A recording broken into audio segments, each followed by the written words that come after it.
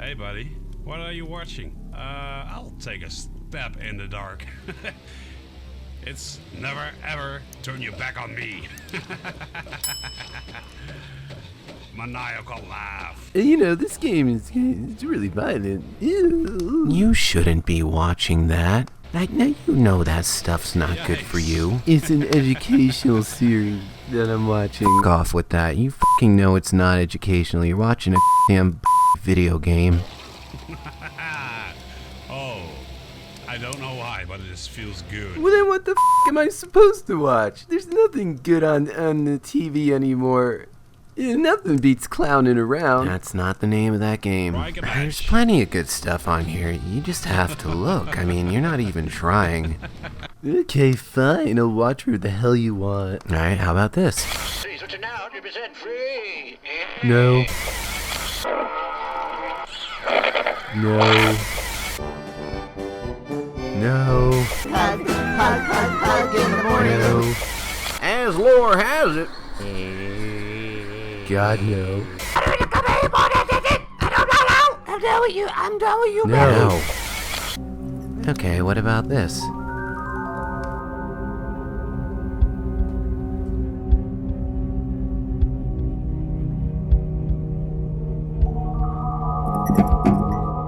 Hello, everyone, and this is your daily dose of...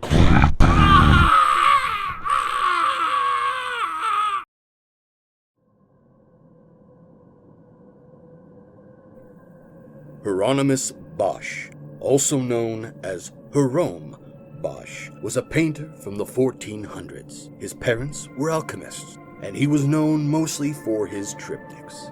His one famous piece, called The Garden of Earthly Delights, depicts the Garden of Eden on the left and the Last Judgment on the right. To go over all the symbolism and hidden meanings in this work would take forever. But I'm here to point out one very interesting piece of hidden information. His work was so detailed, he actually hid the notes to a composed song on a tortured soul's butt. What you are hearing right now is that very song, composed in the 1400s, hidden in the details of the Final Judgment.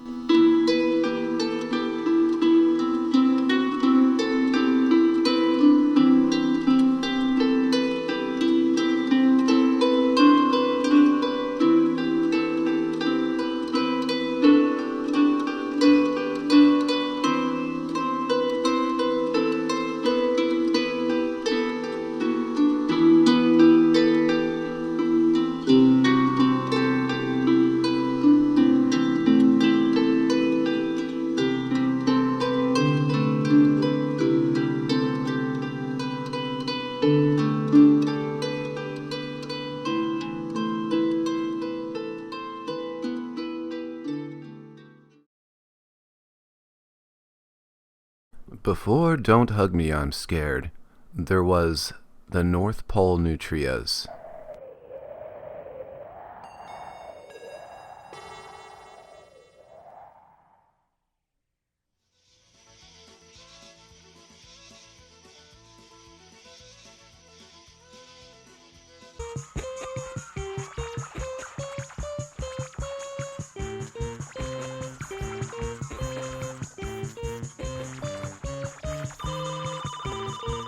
A show that purposely didn't go out of its way to be scary or macabre, but still comes across very bizarre.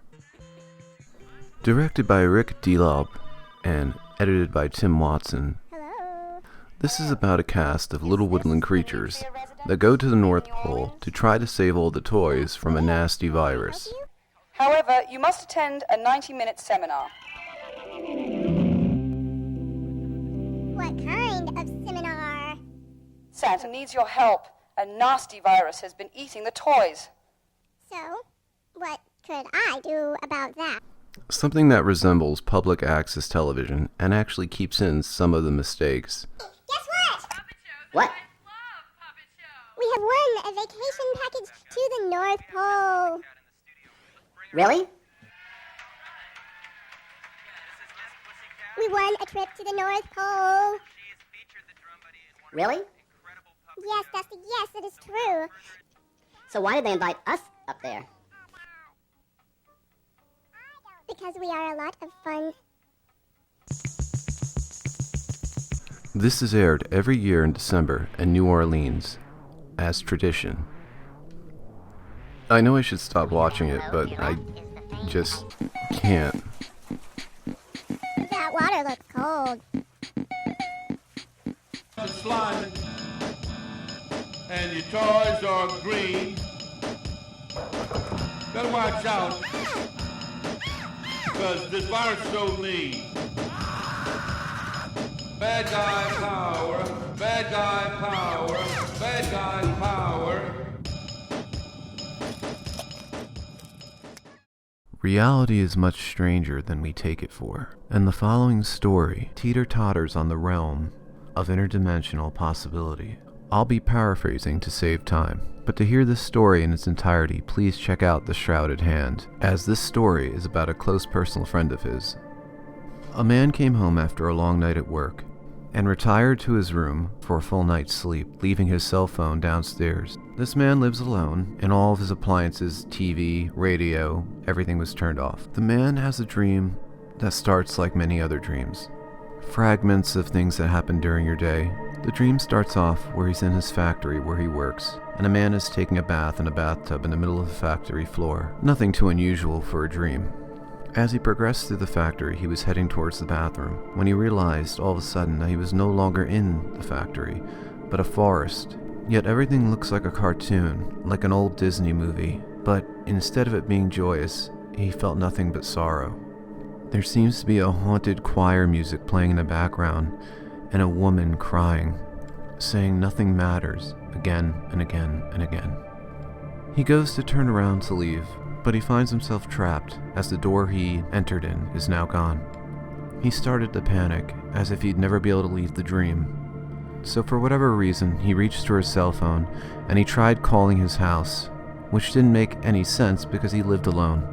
As he got the answering machine, he tried to leave a message, but this choir music just got louder and louder and louder, and he remembers just screaming at the top of his lungs to get someone's attention.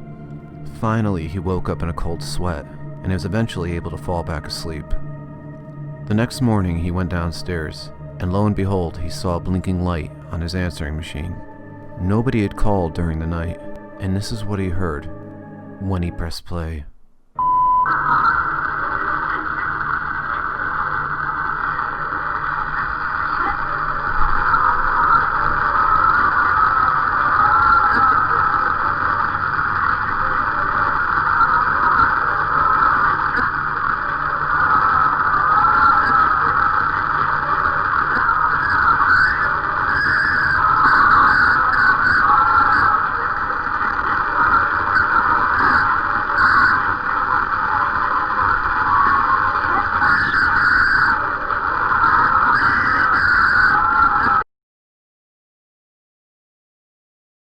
The mysterious origins of an uncrackable video game. You and your team of archaeologists have fallen into the catacombs of the zombies. A miserable situation, to be sure. But this was the chilling trial that faced players of Entombed, according to the instruction manual. There are people out there known as video game archaeologists, which typically go into the guts of video games and try to look at how coding was done back in the day. At first glance, it just seems like your typical Atari maze game, but upon closer inspection, when taking the game apart, there's something very bizarre. The game had the uncanny ability to constantly change the maze, so every time you played the game, you were faced with a new maze. This kind of coding is light years ahead of its time. When contacting one of the original creators, it was stated that the original programmer was drunk and out of his mind when he created this code. But whatever the original programmer did, it was a mild stroke of genius. I mean, to be fair, the instruction manual did warn us, before you know it, you'll be entombed. Fans that know me know that I'm an alien enthusiast. If you haven't seen my other video called Putting the Pieces Together, here's a recap. There was some paperwork that indicated that this was from the Zeta Reticuli star system. Now, yeah. Betty drew from a memory of the encounter. She explains that this is where her abductors told her where they were from. What Betty drew was a star chart of Zeta Reticuli. She drew this in 1964 under hypnosis, years before it was even discovered. Betty could not have possibly known about this binary star system. She drew this with accurate astronomical detail, or in 1964 when she drew it, it could not be a hoax. You are seeing through a gravity distortion field.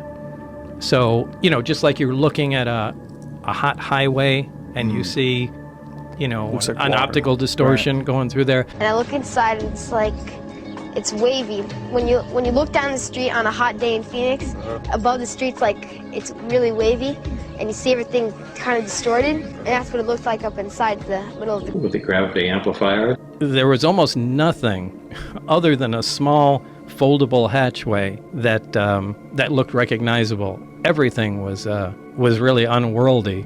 Yeah, you can't really stand up till you get to the very center of it. And what are you thinking when you're inside of it? Like, what are you seeing? It's trim. I mean, it's just a very bare bones thing. You're not seeing any screens? Well, there are archways around it that are part of the superstructure, and that one of the archways can become transparent. Or their version of a computer with some planar panels, sensor panels around the craft that we would call portholes, but they're not portholes. They're just black areas. And I think that just determines its position in space. So most of the stuff you saw in those clips are from Bob Lazar, who, if you don't know who Bob Lazar is, I suggest you please check him out. But everything you've seen in these videos come from different accounts, different people, different times, different places. And they all seem to coincide with one another as far as the design of the UFOs and personal stories. This is UFO footage that was shot in HD. It has never been dubbed fake. You are seeing HD footage shot on a tripod. This footage was shot over the ocean in Turkey. The shocking thing about this footage is that if you zoom in all the way, you can actually see something moving around on the upper open hatch, which was described earlier in this video by Bob Lazar. Well, I took some screenshots of these photos and cleaned them up, and the visuals are quite unsettling.